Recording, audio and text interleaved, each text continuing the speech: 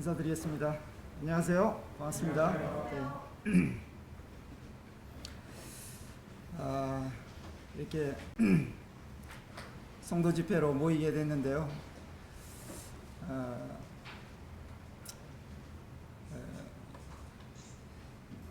혹시나 이 집회를 취소하지 않을까 그런 생각을 했었는데 장로님들께서 이렇게 결정하셔서 집회에 함께 할 수 있게 돼서 감사를 먼저 드립니다. 그런데 오래간만에 만나는 분들이 계시고 한데 반갑다는 표현을 하기는 해야 되는데 어떻게 해야 될지 마땅치가 않습니다. 그래서 그러나 주님께서 저희들에게 이런 이전에 경험해 보지 못한 이런 일들을 우리가 만나고 있는데요. 또 세상이 이런 일들을 통해서 많은 변화를 가져오고 있습니다. 서로 불신하게 만들고 심지어 하나님과 성경과 교회마저도 불신하게 하는 이런 풍조가 형성되는 것 같습니다. 그런가 하면 이런 전염병을 통해서 어떤 것들은 드러나게도 하시고 또 우리의 믿음이 또 시험을 받고 있는 것도 사실이라고 생각을 합니다.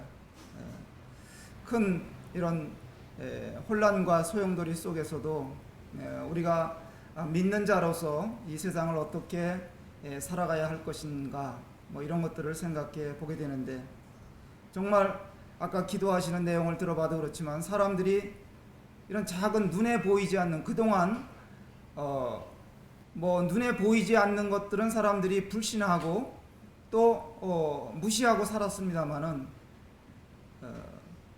이 바이러스로 인해서 정말 사람들이 많이 두려워하고 그러나 모든 사람들이 죄의 바이러스에 걸려서 다 죽어가면서도 깨닫지 못하고 있는 세상인데, 이런 세상에서 우리는 어떤 태도를 가지고 살아야 되는 것인가 하는 것들을 생각해 보게 됩니다.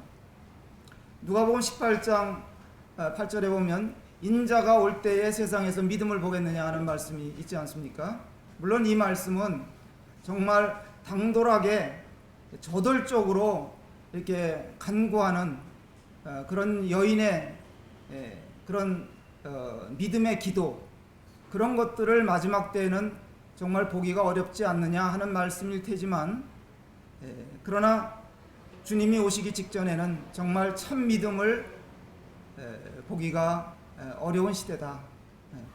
그래서 그런 말씀대로라면 지금 우리가 살고 있는 이 시대가 그러한 시대로 접어들었지 않는가 그런 생각을 해보게 됩니다. 그래서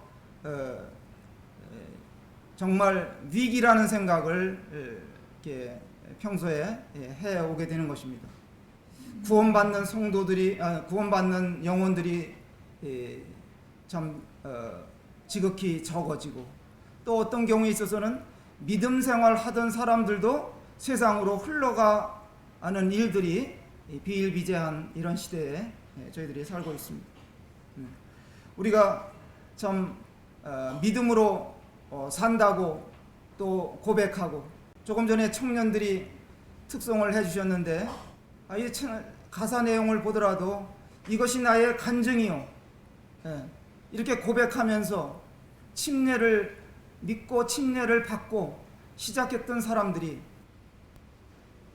많은 사람들이 세상으로 흘러가 버리는 이런 모습들도 보게 되는데, 그럼에도 불구하고 이렇게 한결같이 믿음으로 살아오신 여러 형제자매님들을 여기서 뵙게 될 때 정말 존경스럽고 또 감사하고 위로가 된다는 말씀을 드리겠습니다. 여러분들이 정말 믿음으로 이렇게 끝까지 살아가신다면 그것에 대한 보상을 우리 하나님께서 정말 톡톡히 해주시지 않겠는가.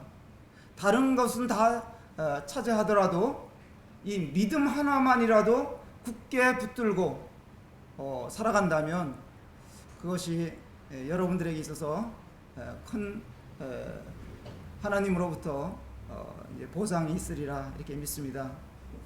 그래서 이번에 제가 기도 부탁을 받고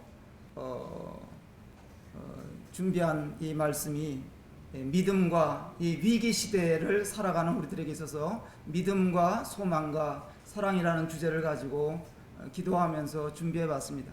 물론 이런 제목들이 그냥 평범해 보일 수는 있겠습니다만은 그러나 성령님을 의지하게 됩니다.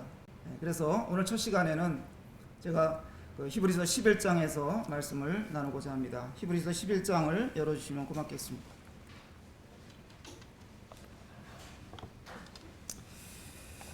히브리서 11장 시간이 많이 흘러가고 있기 때문에 서두만 조금 읽어드리고 말씀을 드리겠습니다.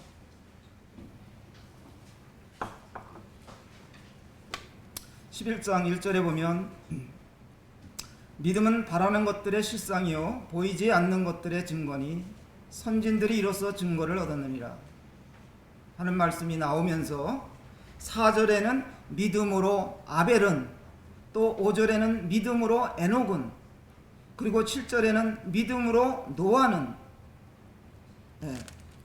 그 다음에 8절에 보면 믿음으로 아브라함은, 그리고 11절에는 믿음으로 사라에 대한 이야기도 나오고요.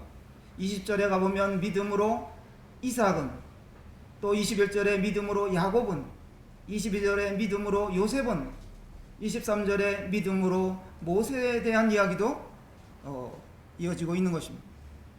뿐만 아니라 31절에 가보면 기생 라합의 믿음을 말씀하고 있고, 또 32절에는 기드온, 바락, 삼손, 입다, 다윗 및 사무엘과 선지자들의 일을 말하려면 내게 시간이 부족하리로다 하면서 이 서신의 말씀이 이어지고 있습니다. 모든 사람들이 다 믿음으로 산다고 하죠. 자기를 믿고 살든지 아니면 옆 사람을 믿고 살든지 또 어떤 사물을 믿고 살든지 하여간 믿음으로 산다고 말할 수 있습니다. 그러나 우리 그리스도인들에게 있어서의 이 믿음은 뭐냐는 거예요. 여기에 나오는 이 수많은 인물들의 그 믿음이 어떤 것이었냐 하는 것을 생각해 보게 됩니다. 그리스도인들의 믿음이라는 것은 창조주이시며 또 하나님의 아들 우리 주 예수 그리스도에 대한 것, 또 하나님의 말씀에 대한 그 약속들에 대한 것을 믿고 우리가 사는 것입니다. 믿음이라는 것은 얼마나 굳게 잘 믿느냐보다는 어떤 면에서는 그 믿음의 대상이 무엇이냐에 따라서 결과는 달라지는 것이죠.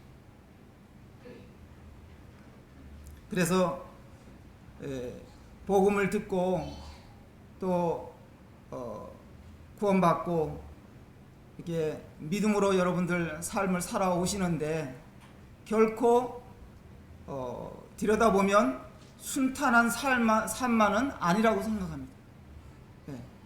여기 나와 있는 이 믿음의 선진들의 그 삶을 들여다보면 그게 평범한 삶이었겠습니까? 이와 같이 어느 시대나 다 동일한 현상들이 나타나게 되어 있는 것입니다.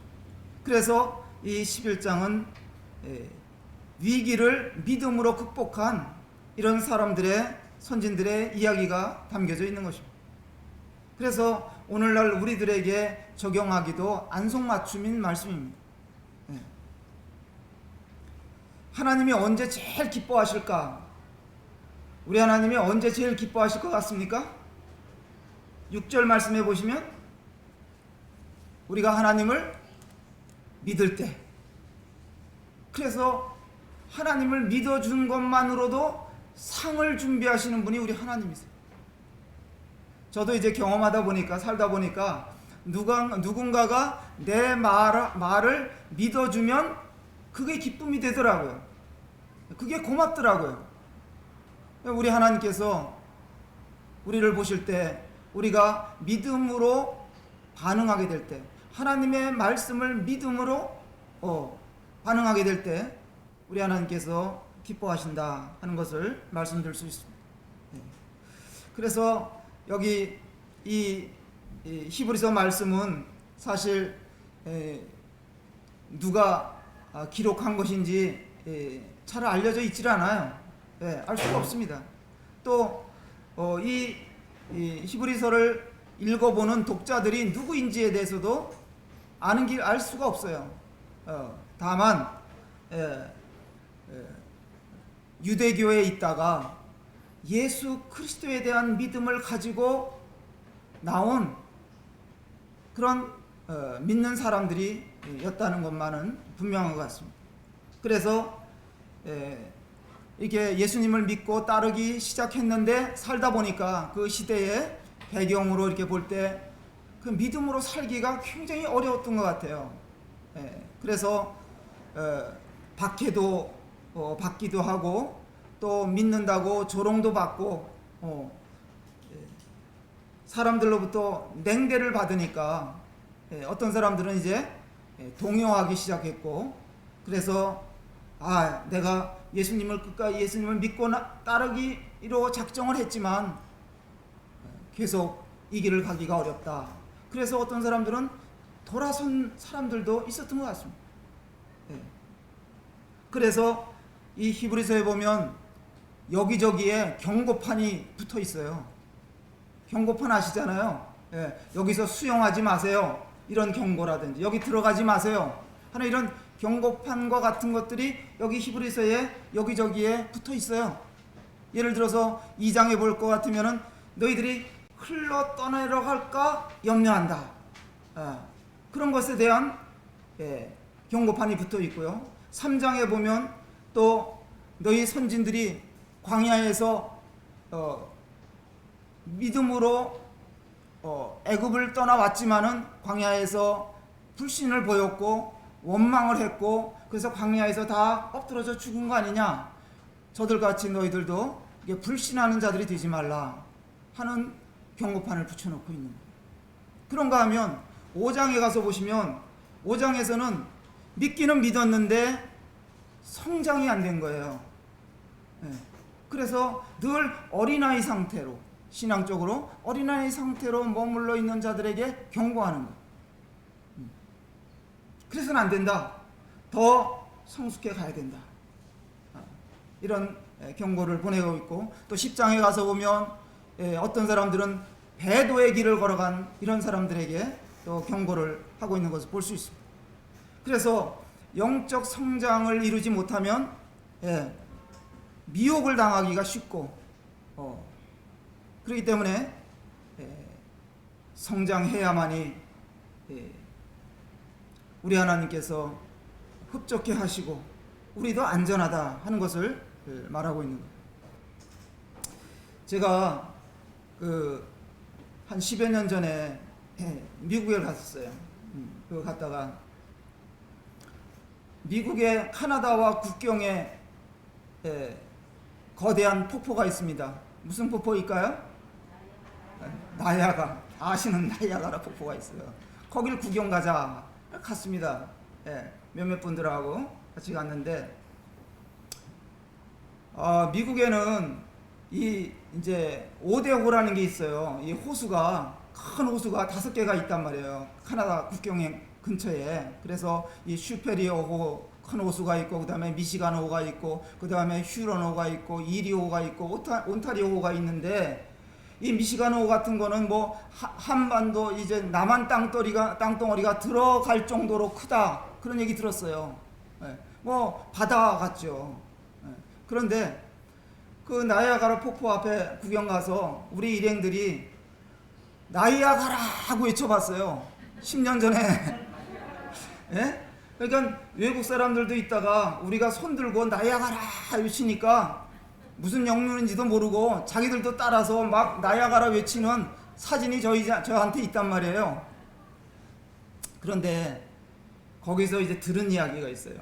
무슨 얘기 들었냐면 위에 이제 이리오라는 그 호수에서 물이 이제 강으로 이렇게 흘러 내려와요. 그게 나이아가라 강이에요. 그 이제 밑으로 내려오면 이제 폭포가 나오잖아요. 그 이제 높이가 한 45m 정도 된대요. 그 폭포 높이가 굉장히 넓죠. 그런데 이 폭포가 이렇게 점점 이제 흘러 내려와서 이제 이 강물이 흘러내려와서 폭포 밑으로 떨어지는데 그 폭포가 얼어붙는 때가 있대요. 얼마나 혹독한 추위가 오면 이 폭포가 얼어붙는데요. 그래서 나야가라 강이 저 위에서부터 얼어붙었어요. 그러다 이제 어느 때는 이제 그 얼음들이 막 깨져서 막 떠내려가는데 하늘에 날던 독수리들이 말이죠. 그 얼음에 내려앉아가지고 거기에 박혀있는 죽은 물고기를 뜯어먹는 거예요. 근데 뜯어먹다가 이 독수리들이 폭포 속으로 떨어진다는 거예요. 그런 독수리들이 있다는 거예요. 근데 독수리들이 고기를 뜯어먹다가 자기는 떠내려간다 하더라도 여차하면 날아가면 되잖아요. 두려운 게 없어요. 그런데도 왜 거기서 떨어져 죽느냐? 그거 정신없이 쪼아먹다가 발이 얼어붙는 거예요. 얼어붙으면 그냥 얼음과 함께 떨어져서 독수리라 할지라도 죽더라, 이런 얘기예요. 그 얘기를 제가 들으면서 우리 그리스도인들도 세상에 뭐 뜯어먹을 거 있나 찾아다니다가 거기에 정신 팔면 그렇게 되지 않을까? 그런 사람들이 있지 않나, 이런 생각도 이제 해보게 됐습니다. 그래서 이 히브리서를 읽다 보면 한 세 부류 정도가 있어요. 어떤 분들은 아주 뭐 어떤 상황이 오더라도 굳건히 믿음을 붙들고 믿음으로 사는, 주님을 의지하고 사는 그런 분들이 있는가 하면, 어떤 사람들은 이미 떠나가 버린 사람들도 있어요. 다시 유대교로 돌아가 버린 사람들도 있어요. 그런가 하면 가야 될지 남아야 될지 망설이는 사람들이 또 있을 거란 말이에요. 그런 사람들에게 이 히브리서 기자가 말씀하는 거예요.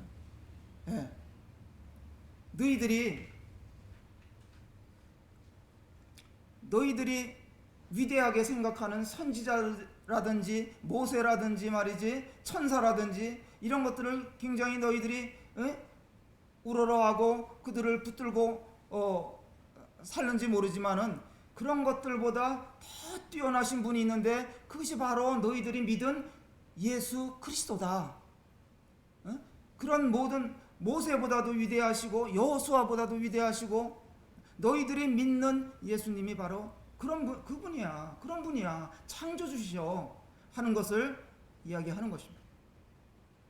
어떤 사람들은 내가 그냥 유대교에서 그냥 살 걸 왜 믿어가지고 지금 이렇게 손해보는가, 그런 생각을 했을런지도 모르겠어요. 혹시 여기 계신 분들 중에서 내가 예수님 믿고 어떤 때는 어려움을 이렇게 겪다 보니까 나 손해보는 거 아니냐, 믿어서 손해보는 거 아니냐, 세상에서, 그런 생각 해보신 분이 계실는지 모르겠어요. 결코 손해가 아니라는 것이죠. 우리 하나님께서 다 우리의 삶을 통해서 계산하고 계시다. 나중에 상 주실 것을, 상 주실 거리들을 찾아놓고 계시다 하는 겁니다. 그래서 아무쪼록 데살로니가 교회 성도들처럼 그들은 믿음과 소망과 사랑에 있어서 아주 그 아가야 지역에 소문이 자자하게 났던 모임이에요.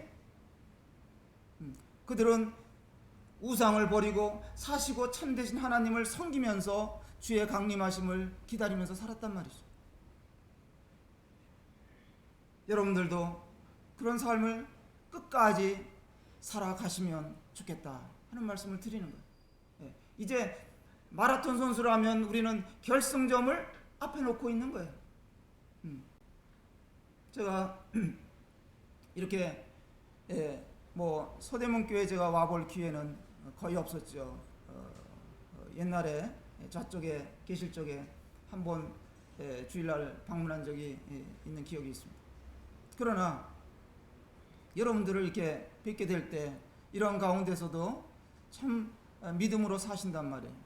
그래, 특히 저는 여기 앞에 앉아 있는 최종태 형제, 이 형제가 학생 때, 대학생 때 저희 춘천에서 같이 얼마 동안 생활을 했어요. 그때 정말 어려운 시절이었거든요. 개인적으로도 어렵고 그때 사회적으로도 어렵고 정말 가난하고. 그래서 항상 이 형제들을 생각해 보면 이제 마음 한 구석에 빚진 게 있어요. 제가 그때 좀 더 잘 챙겨줬어야 되는데, 근데 그 어려운 시기를 잘 극복하고 이 형제님이 좀 이렇게 장성한 분으로 믿음을 지키고 모임 생활을 이렇게 하면서 주님을 섬기는 것을 보니까 너무 감사한 거예요. 또 몇 년 전에 춘천에 와서 간증도 해주시고 또 말씀 교제도 해줬는데 그때 제가 굉장히 감동을 받았어요. 저렇게 믿음으로 살아왔구나. 그래서 참 감사가 되죠. 그래서 오늘 제가 첫 시간에 말씀을 드리는 내용은 첫 번째로 이제 구별된 삶을 사는 게 믿음이다. 그 말씀을 드리는 거예요. 그리고 여기에 히브리서 11장에는 구별된 삶을 산 사람들의 이름들이 나오는 거예요. 자, 격리하고 구별하고는 다른 것을 아시죠? 요즘에 이 격리된 사람들이 많아요. 전염병 때문에 격리돼 있어요. 격리된다는 것은 이런 공동체 사람들에게 피해를 입힐까봐 그래서 따로 떼어놓는 거죠. 민수기 5장에 보면 나병 환자로 의심이 될 때라든지 어떤 사람이 시체를 만졌다든지 그럴 때는 그런 진영 밖으로 내보내가지고 일정 기간 동안 격리를 시켜놓는 거예요. 근데 믿음으로 사는 우리 그리스도인들은 세상에서 격리된 자들이 아니고 우리는 구별된 자들이다 이거예요. 구별된 자들이라는 것은 어떤 자들이냐? 구별됐다는 말은 거룩하다는 의미예요. 그래서 깨끗하고 성스럽다, 거룩이잖아요. 이스라엘 백성들을 하나님이 구별해 내셨어요. 그래서 그들을 성민이라고 해요. 또 거룩한 땅을 성지라고 말하는 거예요. 구별된 무리들을 성도라고 부르는 것입니다. 이스라엘 백성들을 하나님께서 구별하셨어요. 그들에게 하나님의 말씀을 주시고 세상에 빛을 비추라고 말씀하셨지만은 그들이 그것에 대해서 실패했습니다. 오늘날 살고 있는 그리스도인들에게 이 세상에서 빛과 소금의 역할을 하라고 우리들을 구별해 주셨어요. 죄악과 또 오염과 올무와 각종 유혹이 가득한 이 세상에 있는 우리가 어떻게 하면 그리스도인 삶을 살 것인가, 구별된 삶을 살 수 있을 것인가 하는 것에 대해서 말씀을 올리고 싶습니다. 여러분들 비둘기 보시죠? 서울 시내도 비둘기 많이 있잖아요. 더러운 비둘기 보셨습니까? 비둘기는 볼 때 깨끗해요. 다른 새와 달리. 오리가 물속에 있지만, 물에 다니지만은 오리가 물에 흠뻑 젖어가지고 이런 오리는 못 봤어요. 우리가 닭은 물에다 집어넣으면 아주 그냥 꼴불견이야. 그거는 물에 빠지면 닭 모양은 우습게 돼요. 근데 오리는 안 그렇잖아요. 이유가 뭘까요? 그들 몸에는 이 기름 구멍이 있어요. 기름이 꼬리 부분에서 계속 나와서 기름을 깃털에다가 바르는 거예요. 시간만 나면 깃털 손질을 해요. 오리라든지 비둘기라든지 이런 것들은 기름을 계속 깃털에다 바르기 때문에 청결을 유지하는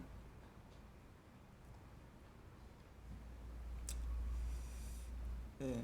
그래서 구원받은 하나님의 자녀들은 성령님이 우리 안에 계시잖아요.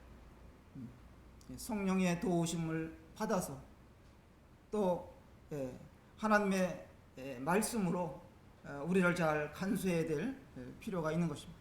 그래서 우리를 구원하신 이유가 이렇게 세상에 젖어들지 말고 구별되게 살라고 우리를 구원해 주신 것입니다. 믿음으로 산다는 것이 그게 말같이 이렇게 사실 쉬운 게 아니에요.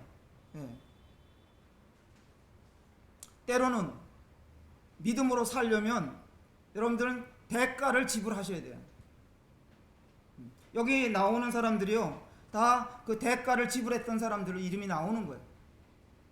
아벨이 그렇습니다. 4절에 나오는 믿음으로 아벨은 가인보다 더 나은 제사를 하나님께 드림으로 의로운 자라 하시는 증거를 얻었다. 하나님이 그 예물에 대하여 증언하심이라. 그가 죽었으나 그 믿음으로써 지금도 말하느니라. 아벨은 자신의 양을 드리는 제사로 하나님께 나아갔어.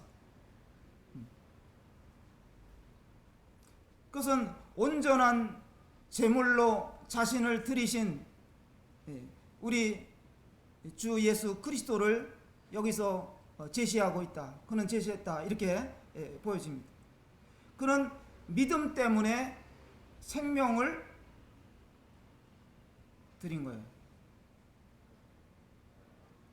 오늘날도 이런 일들이 있습니다. 믿음 때문에 생명을 내놓아야 하는 그런 상황에 있는 분들도 있었다, 이런 일. 그 다음에 5절에 에녹에 대해서 말씀하고 있는 것입니다. 믿음으로 에녹은 죽음을 보지 않고 옮겨졌으니,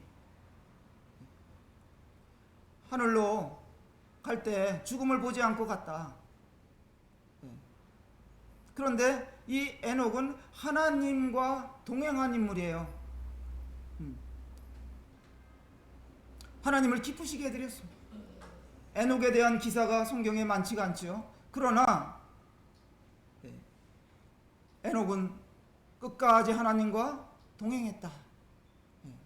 그래서 우리가 그저 모임 가운데서도 내가 할 수 있는 일이 뭐 크게 많지 않다 하더라도, 두드러진 일은 아니라 할지라도 그냥 꾸준히 믿음으로 주님과 동행하는 삶을 끝까지 사시면 그거 하나님이 기뻐하신다니까요.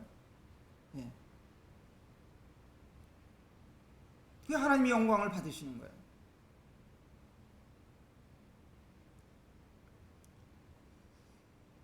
그래서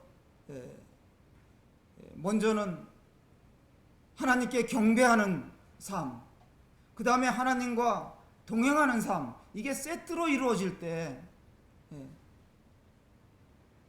이 세상을 그게 이기는 삶을 사는 거예요.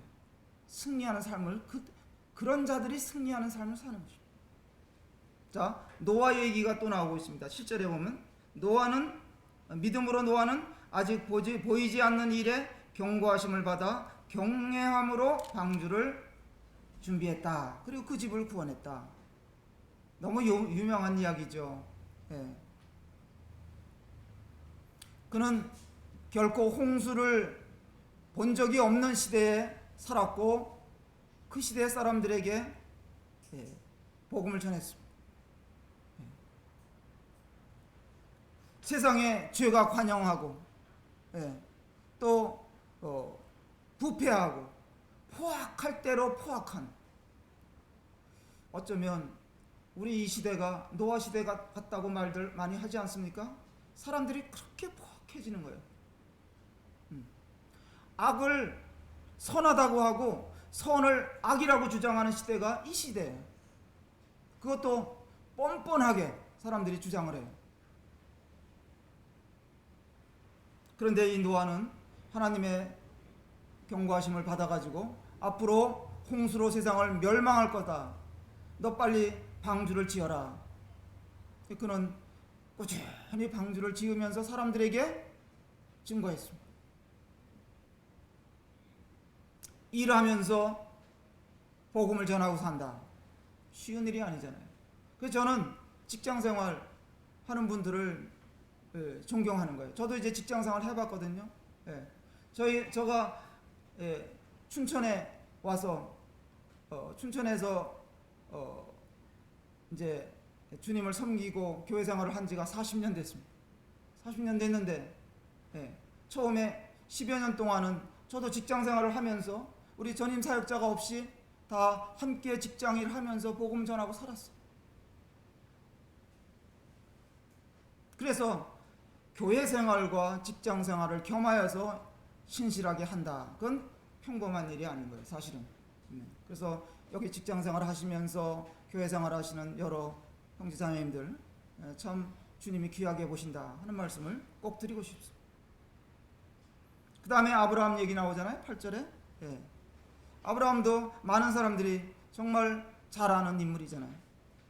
믿음의 조상이요, 하나님의 부르심을 받았을 때 지체 없이 갔습니다. 예. 자기 가족들을 다 데리고 떠나갔습니다. 또 자기 아들을 달라고 할 때 두말하지 않고 드렸습니다. 또 그것도 하나님께서 다시 부활로 돌려주실 것을 믿고 그렇게 했다는 거예요. 그게 구약 성경에서는 발견할 수가 없는데 히브리서 여기에 나오더라, 이런 얘기예요. 그가 믿음을 가졌어요. 모세 이야기 빼뜨릴 수 없잖아요. 예. 모세는 24절부터 모세 이야기가 나오는데, 자기에게 주어진 이익을 과감히 포기한 인물이, 하나님의 백성들과 고난받는 길을 선택한 것입니다. 그 쉬운 일이 아니죠. 궁중생활의 호화로움과 그 안락함을 포기한다. 쉽지 않습니다. 그가 이스라엘 백성들을 인도에 내서 광야길을 갈 때에 백성들이 막 원망하고 모세한테 막 돌을 던지고 죽이려고 달려들 때 모세는 하나님 앞에 엎드렸습니다. 저는 이런 장면들을 볼 때 이거는 교회 일꾼들이 교훈받아야 할 중요한 부분이다, 그런 생각을 해봤습니다. 그래서 우리도 이 사람들처럼 그 뒷줄을 따라서 같이 가자, 걸어가보자 하는 말씀을 올려드리는 것입니다. 이들은 다 구별된 자들로서 일평생을 믿음으로 살다가 하나님께로 들어간 자들입니다. 그 다음에 남은 시간에는 믿음이란 무엇이냐, 이것에 대해서 제 분별을 좀 말씀을 드리겠습니다. 어려운 게 아니에요. 어렵게 생각할 필요가 없어요. 저는 단순합니다. 믿음이라는 것은 주님을 붙드는 거다. 저는 그렇게 이렇게 말씀드리고 싶어요. 그래서 저는 이것이 정말 주님을 붙들고 사는 것이 정말 큰 믿음이다. 24절로 26절에 보면 모세는 주님이 부르실 때 순종했습니다. 야, 너 가야 되겠다. 가서 이제 내 백성을 인도해내야 되겠다 했을 때 그가 지팡이를 붙들고 갔습니다. 그러나 그는 26절의 말씀을 보면, 26절 끝에 보면 이는 상 주심을 바라봅니다. 주님을 바라보고 간 거예요. 믿음으로 간 것이죠. 그리고 26절 그 초반에 보면 그리스도를 위하여 받는 수모를 애굽의 모든 보화보다 더 큰 재물로 여겼다 그랬습니다. 수모를 당한다. 그 사람들이 참기가 쉽지 않거든요. 일반적인 수모는 그렇습니다. 그러나 사랑 때문에 수모를 당하는 것은 참더라고요. 보니까 사랑 때문에 내가 억울한 일을 당해도, 사람들로부터 모욕을 당해도 참는 힘이 거기 생기더라고요. 부모가 자식을 생각하는 거, 사랑하는 거 보면 알 수 있어요. 특히 엄마들은 자식을 위해서라면 뭐든지 다 해주는 거예요. 다 챙겨주잖아요. 그리고 자식으로 인해서 받는 그런 어떤 어려움들, 이런 것들도 다 견디고 참는 것을 볼 수 있습니다. 이것이 바로 우리가 주님을 사랑하고 섬기는 자들의 특징이 아닌가, 그런 생각을 합니다. 주님 때문에 우리는 다 참는 거예요. 수모를 다 겪으면서도 견디는 거예요. 제가 일전에 잠언을 보다 이런 말씀을 한 군데 봤습니다. 잠언 한번 열어보실까요? 잠언 22장입니다. 잠언 22장 4절 말씀 보겠습니다.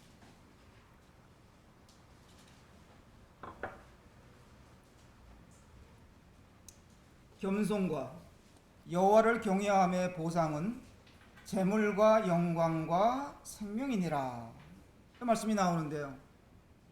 여기 제가 이 말씀을 보면서 유심히 봤는데 순서가 굉장히 중요하더라고요. 예. 하나님을 겸손함으로 섬기면 하나님께서 뭘 보상해 주시느냐? 재물을 주신다는 거예요. 영광을 주신다는 거예요. 생명을 주신다는 거예요. 여기에서 재물이라는 것은 쌓아두기 위한 재물이 아니라고 저는 생각해요. 그냥 우리는 세상에 나그네로 살아가는 자들이기 때문에 여행 경비 정도 하나님이 다 보상해 주신다는 거예요. 세상을 살아가는 데 있어서 필요한 경비, 그 정도 하나님께서 보상해 주신다. 네. 그 다음에 거기다가 영광과 생명을 더해 주신다. 이게 얼마나 놀라운 거예요. 믿음으로 여러분들이 출발을 하셨으면 정말 겸손히 하나님을 경외하고 섬기며 살아가면 나머지는 다 해결된다는 것이죠. 그래서 신앙은 선택이다. 결혼과 같은 거예요. 한번 선택하면 아무리 힘들고 어려운 이런 일을 만나도 물러나는 것이 아닙니다. 우리는 주님을 만나면서 주님을 믿음으로 시작한 그때부터 우리의 삶의 목표가 생겼습니다. 우리들의 삶이 새로운 삶으로 바뀐 것입니다. 방향이 달라졌어요. 그래서 우리의 목표는 바로 예수 그리스도시다. 그 믿음은 이 주님을 붙들고 사는 거예요. 저 기차 보면 객차가 기관차를 붙들어야 가는 거 아닙니까? 그죠? 붙들어야 가는 거. 제가 오늘 춘천에서 올 때 ITX 청춘을 타고 왔어요. 용산역까지. 근데 원래 처음에 ITX 청춘이 청량리까지 왔어요. 근데 지금 용산까지 와요. 1시간 17분에 와요. 근데 왜 청춘이라는 이름을 붙인지 아십니까? ITX 청춘. 아시는 분이 계시네요. 청량리와 춘천이라 그래서 청춘이라고 이름 붙였대요. 여하튼 거기 객차가 달리고 있습니다마는 기관차를 붙들어야지 가는 거예요. 거기에 붙어 있어야 가는 거예요. 그러니까 우리는 주님을 믿음으로 붙들고 가는 자들이에요. 사람들이 비웃든 세상 사람들은 돈을 붙들고 지식을 붙들고 쾌락을 붙들지만 우리는 주님을 믿음으로 붙들고 가는 자들이에요. 지속적으로 그것도 끝까지 붙들고 가시는 겁니다. 붙어 있으면 되는 거예요. 떨어지면 안 되는 거예요. 객차는 스스로 갈 수가 없어요. 그래서 히브리서의 말씀의 핵심은 바로 믿음과 승리의 삶인 거예요.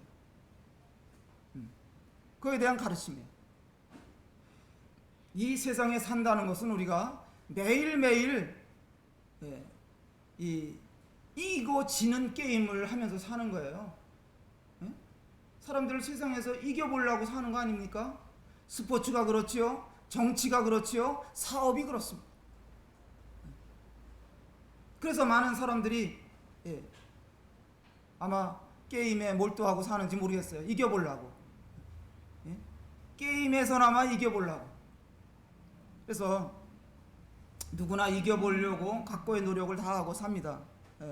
그러나 어떤 사람들은 말하기를 인생 게임에서 이기려면 권력이 필요하다. 줄을 잘 서야 된다. 이렇게 얘기하는 사람들도 있어요. 그러나 저는 생각할 때 줄을 서려면 하나님 앞에 섰으면 좋겠다. 그런 마음이.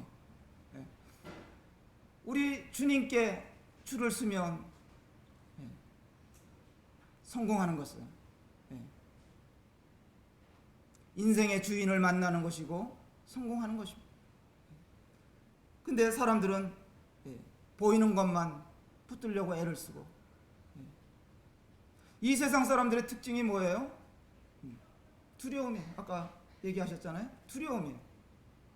정말 죽음 앞에 벌벌 떨고 세상을 사는 것입니다.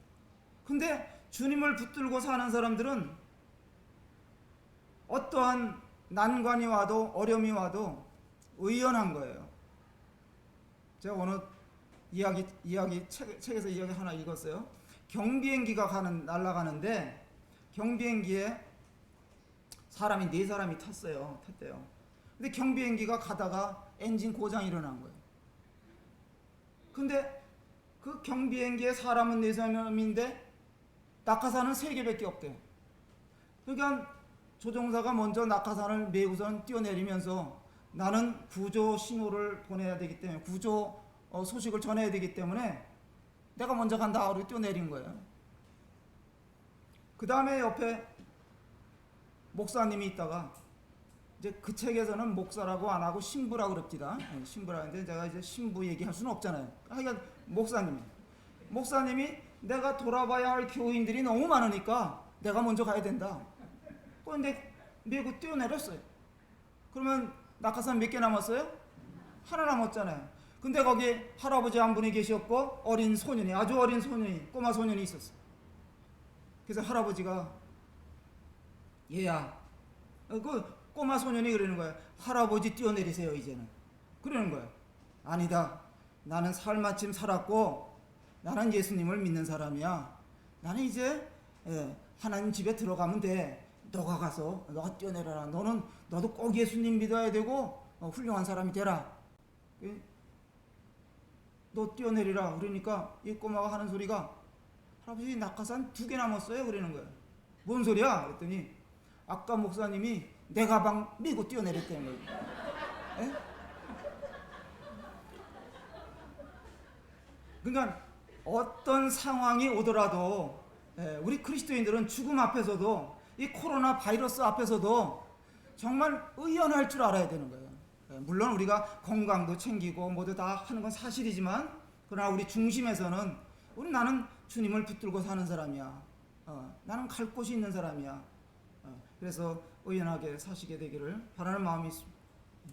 그래서 주님께 붙들린 자들, 주님을 붙들고 사는 사람들의 삶은 단순한 것입니다. 주님께 맡기고 복음과 함께 살다가 우리는 가는 것입니다. 이게 믿음의 사람들의 특징인 거예요. 이 믿는 사람들은 자신을 중요하게 여기기보다는 이웃들을 중요하게 여기고, 불쌍하잖아요. 주님 모르는 사람들 불쌍하잖아요. 정말 아무리 명예를 가지고 있고 아무리 떵떵거리고 세상에 살아도 생각해보면 참 불쌍한 사람들이에요. 복음을 모르니까, 영원한 생명이 없으니까. 우리가 사는 이 시대가 점점 고난의 이런 상황 속으로 접어들고 있다고 생각이 됩니다. 세상은 한 방향으로 이렇게 막 몰려가는 것 같아요. 또 믿는 자들에게 있어서는 점점 세상은 압박을 가해 오게 돼 있습니다. 그럼에도 불구하고 우리가 믿음으로 살며 복음과 함께 고난을 두려워하지 않고 가는 것입니다. 그래서 사람들이 왜 믿음으로 살지 못하는가, 제가 좀 생각을 해봤습니다. 주님과 말씀보다는 다른 것을 더 믿기 때문에 순수한 믿음을 잃어버리고 사는 거예요. 세상의 것들은 정말 변수가 많습니다. 그래서 세상을 보면, 사람들이 세상을 바라보고 살면 두려워할 수밖에 없어요. 그리고 세상 것들에 입맛이 길들여지면 이 영적인 것이 맛이 없어지는 거예요. 가공식품 참 많이 먹고 살잖아요. 인스턴트 식품. 이런 것들은 아주 수백 가지의 첨가물들이 들어있기 때문에 사람들의 입맛을 빼앗아가는 거예요. 사로잡아가는 거예요. 예. 여러분들 바나나 우유 속에 바나나 없다는 거 아시죠? 없어요. 예. 그냥 단무지도 첨가물을 안 넣으면 맛이 없어요. 사람들이 안 먹어요. 예? 설탕, 식초, 소금 이 세 가지면 단무지 만들잖아요. 그럼 그렇게 만든 단무지는 쭈글쭈글하고 맛이 별로 없어요. 탱글탱글 아삭아삭하게 만들려면 거기에 10여 가지의 첨가물이 들어가야 되는 거예요. 그렇다고 뭐 내일서부터 그거 안 드신다 뭐 그렇게까지 할 필요는 없어요. 어쩌다 식당에 가서 한두 쪽 먹는 거야 문제가 없죠. 그런 정도는 우리가 알아요. 아이스크림 다 좋아하잖아요. 거기에 첨가물이 얼마나 많이 들어가 있어요. 유화제라든지. 하여간 그건 쥐약인데도 사람들 좋아하는 거예요. 입맛에 좋으니까. 근데 영적인 면에서도 교회들이 자꾸 이런 첨가물로 첨가물을 끌어들이는 거예요. 화려한 프로그램을 만들어 보려고 애를 쓰고 인간의 의지나 방법으로 어떻게 해보려고 하는 시도가 있다는 것입니다. 11장은 믿음으로 인해 대가를 지불한 그런 분들의 간증 이야기예요.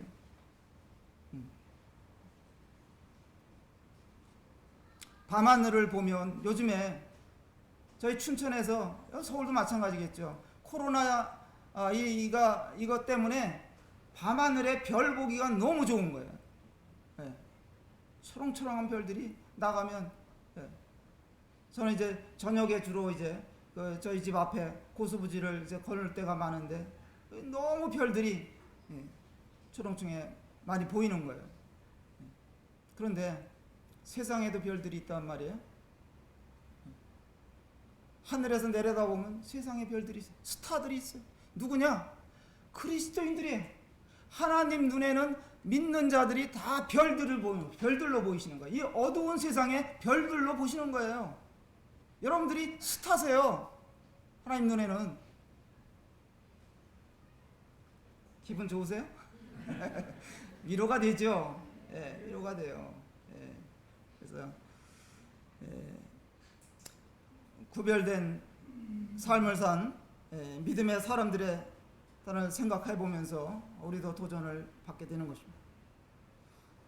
세상은 우리를 격리시키려고 자꾸 애쓰지만 우리는 구별된 자들이에요. 하나님 우리를 구별해 놓은 사람들.